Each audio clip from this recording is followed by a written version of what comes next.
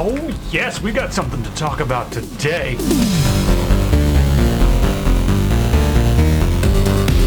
Oh, we got a hot, spicy take today from Alex Hutchinson, who's the creative director of Google Stadia. No, he's not, actually. So earlier today, his Twitter page said creative director at Google Stadia. It did not say creative director at SG&E Montreal Studio, but he had to change it because so many people were tweeting thinking that the creative director of Google Stadia was really fucking dumb. Oh, by the way, there's going to be cursing in this video. And this is the way a lot of the videos in the future are going to be, especially after 2021 hits. So anyway, let's go through this. And let's talk about this for just a minute, because I think there's a lot of different angles that some people are, just yelling and screaming and kind of missing. And there's a few ideas, and then I also have a hope and dream that I'll end the video with, like what I hope happens out of this. But it all started with a developer from Canada saying, streamers worried about getting their content pulled because they used music they didn't pay for should be more worried by the fact that they're streaming games they didn't pay for as well. It's all gone as soon as publishers decide to enforce it. The real truth is the streamers should be paying the developers and publishers of the games they stream. They should be buying a license like any real business and paying for the content they use. So what he's saying is a real business, like if you're a venue or a radio or a music streaming service or a bar or whatever, you have to pay for the content like of the media. If you're playing a movie in a bar, you should be paying licensing fees because you're displaying that to the public. If you listen to music in your bar, you should be paying licensing fees on that according to the law. If you're running a bar and you're playing a lot of indie music, that usually just kind of gets by because you're exposing people to indie music. But if you're playing mainstream music, top 40s or whatever, you're generally going to have to pay for a licensing fee. And so if you go into a bar and you've ever seen one of those little machines where you can like pick the songs and stuff, that allows you to have a jukebox, but it's also hooked up to the big music publishers so that they can take their cut. They're taking the cut right there. It's not all going to the bar. It's a revenue sharing service that sort of just has everything built in. It's an easy way for the bar to just do it. And that's what he's kind of talking about when he means real businesses. And right now, the music industry has gone after content creators who use their music as background music or whatever because they do not want people to discover their music. Obviously, it's all about that, right? They don't want anyone to know. They wanted to keep all their music secret, all their bands, because then how can they ever show up to a party and be like, oh, I'm a big Hollywood publisher, but you've probably never heard of my music. It's like, probably over your head. What is it? It's like some new Beyonce song, but you've probably never heard of her because no one's allowed to stream her unless they pay us. That's sarcasm, because sarcasm is dead and you have to state when you're being sarcastic. But his idea here goes a step beyond that, and video games are a little different than traditional media. Listening to a song, right?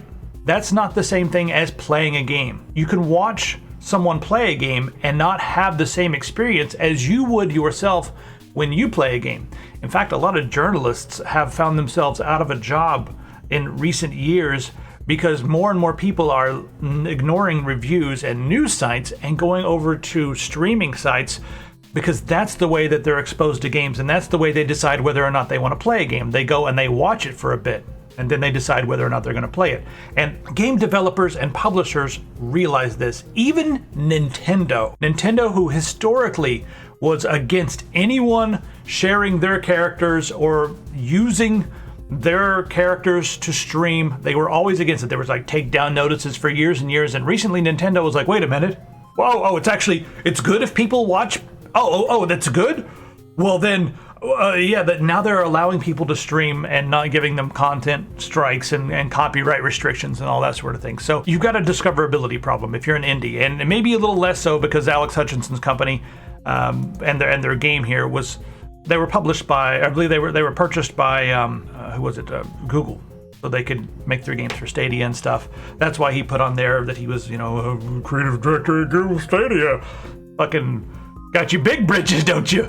Don't you, Alex? Them britches is huge. By the way, I would challenge you to debate. I challenge you to a debate on this, but I'm pretty sure you're not going to want to come on and get humiliated, and you don't want people to hate your games. So anyway, I just realized I'm looking at his screen. That's why my face is green. It's the glow of the screen. I'm showing Savage Planet Game right now, which is developed by Alex and his team. And I really, you know what? Just tell me where to send the check. I've showed your website on stream. I'm benefiting from the fact that you exist right now. So just tell me where I should send the check. I owe you money, obviously. Obviously, I'm not exposing anyone to your game here. I'm not, like, clicking on this little trailer and showing people your game. This is not at all good for you. Like, no one's heard of this, but now they have because I told them about it, but that's probably bad, right? So anyway, PC Gamer wrote an article, and there's actually a few good points in here, but it's mostly milquetoast because PC Gamer, since they got purchased by a large, giant publisher, Future, whatever, they're not owned by Condé Nasty, but, they are owned by Future. So since then, they've kind of played everything safe because they don't want to bother any of the big publishers that pay the bills, right? But anyway, I'm going to go through a little bit of this, and we can kind of talk about a few different angles, and maybe there is a case for paying a publisher or a developer when you stream their game. So I'll skip through a little bit of the first day. They've got Alex Hutchinson. This is the most famous he's ever going to be, probably. They point out that a music's game and text, acting, all that stuff's copyrighted, right? And it's not fair use for you to play it. So they do have legal rights to force you to pay them or to take down your content. They have the legal right to do that. They haven't done it because it's stupid and it would be really bad for their games, and they know that. Terrible for discoverability, but they give the case of Among Us, which, did you know that Among Us is not a new game? Among Us has been out for multiple years. Didn't do very well when it comes to the sales figures and stuff, and then wouldn't you just know it? Now Among Us it's exploded, thanks specifically to Twitch and streamers playing this game like crazy. And people don't know about Unfortunate Spacemen. We need to get AOC playing that. But right here you have it. AOC playing an indie game that now everyone is playing, that has been out for a few years, and all of their recent income is pretty much due to the fact that streamers have exposed a huge audience to the game. Let's ask some questions here. For streamers, what happens if big publishers and streaming platforms change their minds? Microsoft, Amazon, Google, EA, Ubisoft, and others could overnight decide that they want to make a ton of money from you. So let's just say that, like, suddenly Electronic Arts is like, you know what, anybody playing Apex Legends or any of these FIFA games that way too many people play, anyone who's playing those, they owe us a piece of the pie. You get a donation, we get a donation, because you're making that money because people want to watch Apex Legends. Activision, Blizzard, COD, Cold War, whatever, all these games. Oh, Crash Bandicoot's even on here. All these games right here. If tomorrow they said, listen, all these big AAA games and stuff, you want to play them, that's great, but you owe us. Like, we're making you famous, and you're getting famous off of all of our hard work and all of our creative art.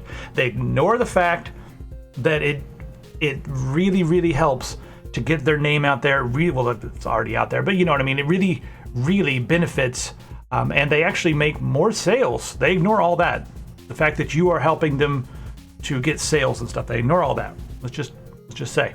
So I did a little thing here and I said, okay, if publishers charged you a fee, this is okay. I'm glad you moved across the country, Pistol, and you're still able to tell me that my grammar and my wording is wrong. Thank you. Anyway, so here's my poorly worded tweet. Streamers, if publishers charge you a fee to stream their games, would you pay it or just play different games? Yeah, it's badly worded. Anyway, the consensus is that no, they would not pay to stream a game. They would just play a different game. 3.4% so far out of the 119 votes, and it's been going even more in this direction of no since the tweet's been up there. I'm sure we'll see it again tomorrow. So people they would just be like, you know what? Nope, not going to play these games. So you know how good that would be for a game like Unfortunate Spacemen? Which is, if you haven't played Unfortunate Spacemen, it's essentially 3D fancy Among Us with guns. Which everyone kept saying, you know what, I've got a great idea, we should have Among Us with guns. Well, you've got it right here. But you know how good it would be for games like this if more people all of a sudden stopped playing all the mainstream stuff, and all these big games that dominate the top few spots on Twitch and other streaming services were suddenly not so dominant anymore, and we had more diversity, and then all these indie games could be easily discovered. That would probably be pretty good for indies. But let's go on with this article on PC Gamers. This is a concern. So for developers, what about short story-driven games? Surely streaming them lowers their value for viewers rather than encouraging purchases. If there's like some short story-driven game, sometimes riveting, sometimes a gripping game or whatever, and someone streams it, and it's only a couple hours long, right? Maybe you streamed, I don't know, Gone Home, and that's a few hours long. Do you need to go through and experience that yourself? Maybe not. So that might actually hurt sales. I'm going to argue kind of both directions for this. So first off, people sometimes who see these games, they don't want spoilers, and I see all the time in the comments whenever someone's streaming, or whenever I'm streaming like a narrative game, you'll have people who are your regulars show up, and they know that it's a game that looks interesting. They'll stick around for maybe 2 or 3 minutes, and they're like, this game looks really cool. I'm gonna get it, and I don't want any more spoilers, so I'm sorry I can't watch you today. I'll be back later. So I would argue that the individuals, the gamers, are smart. I know the industry just always underestimates the audience so often. There's a lot of dumb people out there, but you guys are smart, right?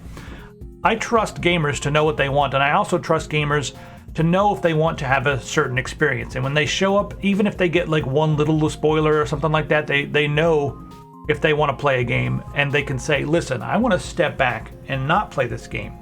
And there's one developer that has actually felt some of this pain.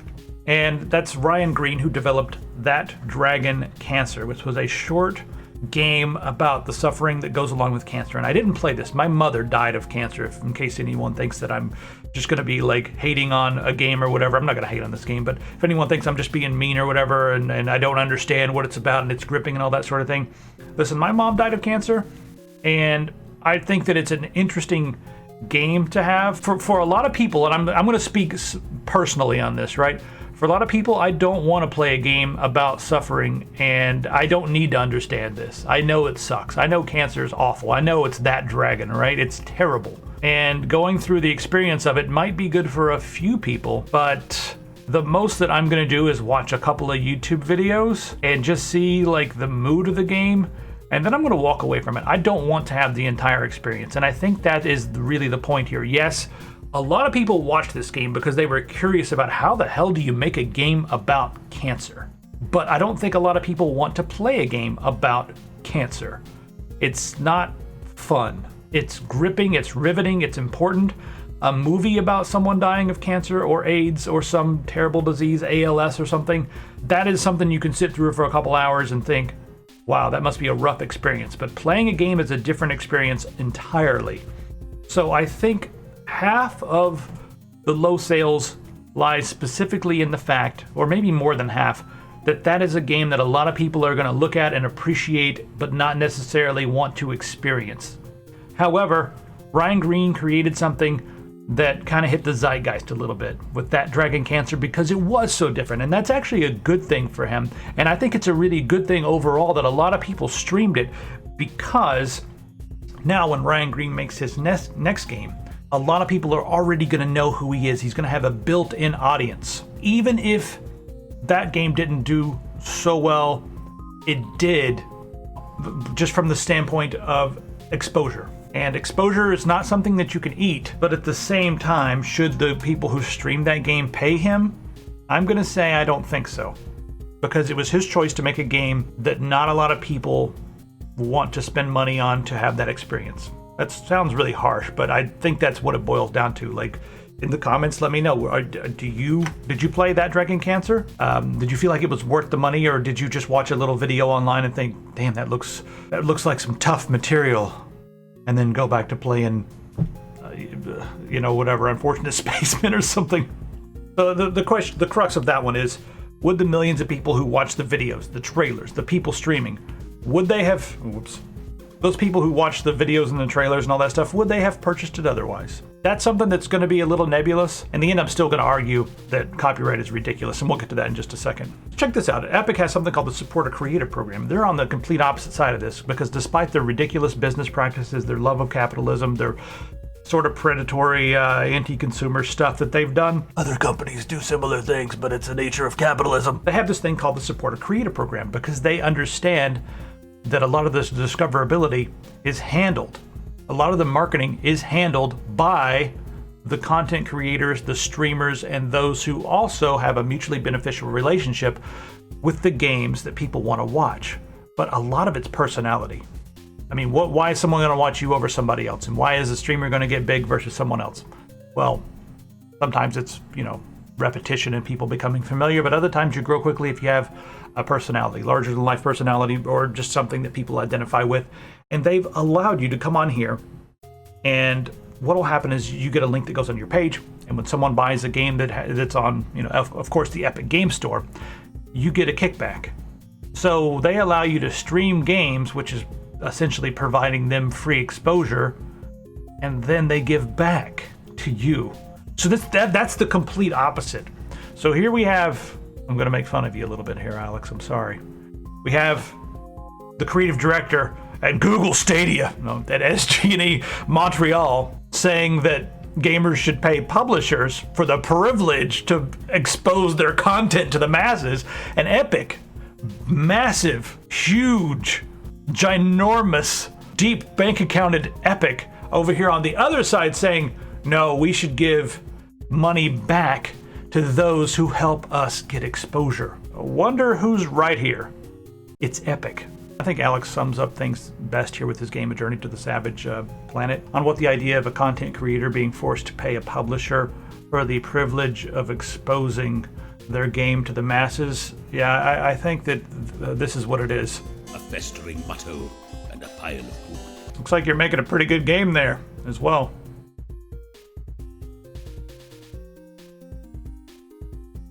I'm sure lots of 12-year-olds will love it. I mean that sincerely.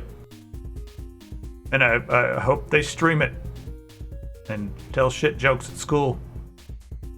You hero. Now PC Gamer's throwing out some ideas of like what can be done, right? One of their ideas is maybe the big streaming platforms like Twitch and YouTube could pay royalty fees for all of these games. But you know what would happen if they did that?